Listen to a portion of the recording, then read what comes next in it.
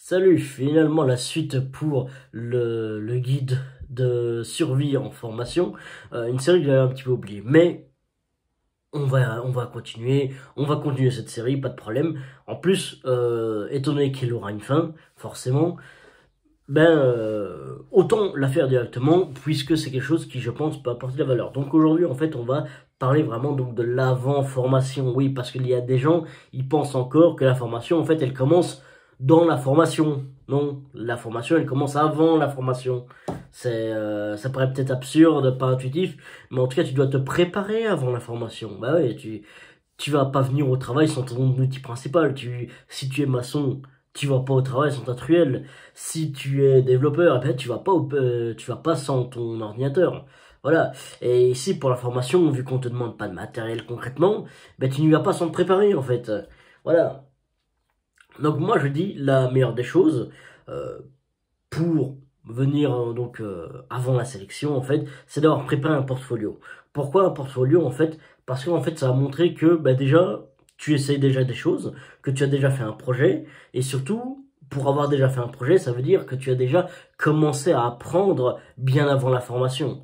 Et ça, c'est même une question qu'on m'a posée, c'est est-ce que tu attends la formation avant d'apprendre quelque chose? Je dis non, clairement, j'apprenais déjà bien avant le développement web, je voulais venir dans cette formation, pouf, ok, ils se disent, le gars, il n'a peut-être pas les informations les plus pertinentes au monde, mais au moins il essaie quelque chose. Il est actif, c'est pas un fainéant en gros. C'est à ça qu'on doit arriver à susciter comme intérêt chez les gens. Donc, un portfolio pour moi, c'est excellent. Tu te renseignes sur Google, qu'est-ce que c'est un portfolio, des modèles de portfolio, tout le bazar, on s'en fout. Le but, de toute façon, c'est que pour commencer en fait ton apprentissage avant la formation, moi je te conseille, voilà, on va dire quatre petites étapes, ok. Le premier en fait, c'est le plus simple, mais il faut savoir le maîtriser, c'est le Google Skill. Le Google Skill, je ne sais pas si j'en ai déjà parlé donc dans une précédente vidéo, mais le Google Skill principalement, c'est l'art de savoir chercher sur Internet les bons mots. Parce que ouais, juste mettre développement web sur Google, eh ben, je sais pas qu'est-ce que tu vas trouver en fait. Un peu de tout et un peu de rien en fait. Non, en général, pour trouver une formation dans le développement web, tu mets formation développement web dans ta région, tout bazar, ou en Belgique, ou en France, ou je ne sais pas. Et ensuite, ben, tu auras donc des informations un peu plus pertinentes. Voilà. Et ben, ça peut paraître totalement idiot comme exemple, mais il y a des gens, ben, ils n'arrivent pas à faire ça. Donc voilà, si déjà tu sais faire ça, tu vas pouvoir passer à l'étape 2 et c'est parfait. Si tu ne sais pas faire donc des longues traînes, parce que ça s'appelle comme ça, donc des longues traînes, donc sur Google, il va falloir t'entraîner à ce que ce soit naturel en fait, pour que tes recherches soient pertinentes. Parce que si tu dois rechercher donc une information, et principalement le développement web, ce n'est que ça, hein, c'est du Google Skill, eh bien tu dois vraiment maîtriser Google. Tous les petits détails de Google, voilà, tu dois savoir maîtriser tous ces petits trucs. Et donc à ce niveau-là, comment pouvoir maîtriser Google autrement qu'en allant sur Google? Voilà, donc voilà, ton premier travail ce sera donc d'apprendre sur le Google Skill. Donc n'hésite pas à marquer sur Google comment rechercher les choses sur Google parce qu'il y a vraiment des posts intéressants là-dessus. Je dure quand même 4 minutes juste pour parler de ça. Bref, on va accélérer un petit peu. Ensuite, là, ça va vraiment passer à la partie un petit peu plus technique, mais tu dois prendre le terminal. Alors ouais, le terminal, pas la Matrix où tu vois des trucs super... Non, le terminal, en fait, c'est un truc tout con. On a toujours peur quand on clique dessus par inadvertance, le PowerShell ou tout simplement le terminal sur Linux. On a toujours peur, tu vois, c'est quand on tombe dessus. En fait, c'est un truc tout con. Encore une fois, tu recherches sur Google comment maîtriser le terminal, les commandes basiques du terminal. Ensuite, avec le terminal, parce que ça va en fait sur la même base, le terminal, tu dois prendre GitHub. Comment utiliser GitHub? Tu apprends donc à utiliser donc GitHub avec le terminal. C'est déjà, mais incroyable. Tu n'imagines même pas en fait combien de personnes galèrent là-dessus. Donc si tu arrives à prendre cette avance-là, crois-moi que cette avance-là, elle va vraiment t'aider dans l'information. Donc savoir utiliser le terminal et GitHub, c'est un indispensable. Tu l'utiliseras tout le temps. Et surtout, si tu montres que ton portfolio est sur une GitHub page, Là, en revanche, le gars, il se dit, ok, il a vraiment pas chômé, le gars, ou la fille. Il y a pas de problème. De toute façon, je pense totalement que le monde du développement doit se mixer un petit peu, tu vois. Il serait bien que, mesdames, vous venez un petit peu plus, hein, là, parce que là, actuellement, on voit que des vieux barbus comme moi, ça n'a aucun intérêt, hein. Venez, mesdemoiselles et mesdames.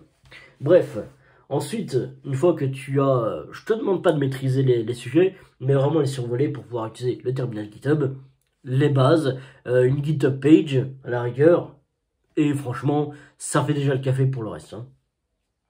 Ensuite, bah apprends le HTML, CSS. Ouais, ça vient seulement après donc de parler de HTML, CSS. Mais pourquoi? Parce qu'en fait, une fois que tu as maîtrisé donc les bases de Google Skills, que tu sais mettre donc des fichiers sur GitHub grâce au terminal, eh ben il te reste plus qu'à savoir coder. Voilà, donc tu apprends donc l'HTML, CSS. Franchement, t'embête pas à aller dans les détails de Sina. T'apprends juste les balises de base. T'inquiète pas si tu mets une méta tag description. Crois-moi que le formateur, il va pas aller regarder le truc là, quoi. Il va juste regarder si le truc est responsive, etc. D'ailleurs, parlons du responsive, parce que ça, c'est le 4e point. Mais c'est un point bonus. Et ça, c'est vraiment, mais si t'es un crack, t'es motivé à crever, tu apprends à faire du responsive grâce au CSS. Sachant que par HTML, sur le point précédent, j'entendais bien sûr que tu apprennes à utiliser le CSS. Le CSS non plus, pour avoir les bases, c'est rien de compliqué. Je veux dire, en 2-3 heures, si tu recherches bien sur Google, tu as toutes les informations que tu as envie. Donc oui, effectivement, donc le bonus, c'est le responsive. Pourquoi est-ce que c'est un bonus? Parce que le responsive, ben, c'est déjà en fait un point beaucoup plus gros. C'est à peu près 80% du web. Donc le fait de savoir adapter l'écran, non, le contenu affiché à l'écran, c'est quelques petits détails comme ça. Mais bref, ça, tu dois l'apprendre vraiment si t'es un crack. Si t'es un crack, tu peux le faire avant, sinon, c'est pas grave, de toute façon, tu vas l'apprendre en formation. Ensuite, deuxième gros point, c'est la présentation. Ok? Parce qu'il est venu en mode, moi j'ai fait un portfolio, ouais, c'est cool, ouais. Ah, tu te tiens droit, tu viens d'un ton assuré, même si t'es un petit peu timide, tu dois montrer quand même que t'en veux quoi qu'il arrive, tu vois.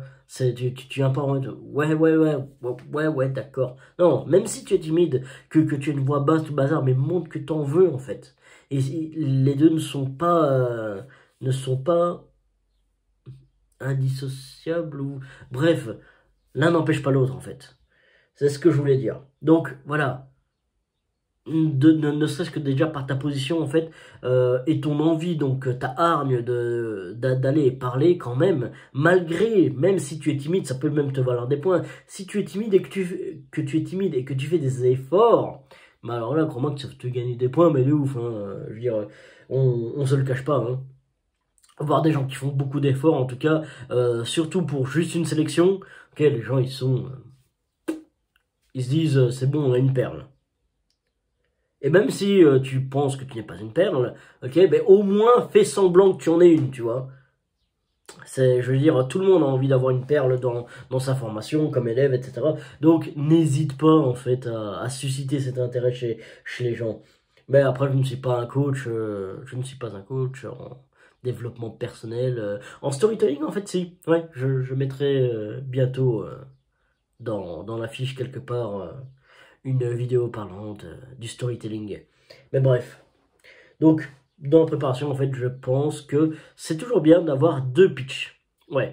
Donc, un premier pitch, donc une version courte de maximum 2 minutes de qui tu es, qui présente donc tes qualités, tes ambitions, pourquoi tu es là. Ok, une version un petit peu plus longue où tu es un petit peu plus soft et tu es un petit peu plus dans les détails. Toujours les mêmes sujets, donc qualité, ambition et pourquoi est-ce que tu as envie d'être là, mais tu vas un petit peu plus dans les détails. Voilà, donc une fois que tu as 2 pitchs que tu prépares, pas besoin de le connaître par cœur. Je dirais, il faut que ça soit naturel quand même.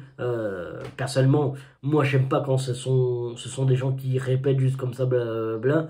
Ça n'a aucun sens. Donc, il faut que ça soit naturel. Il faut que ce soit vraiment ton vécu. N'essaye pas de mentir non plus, ça ne sert à rien. On va finir par le voir au bout de la formation.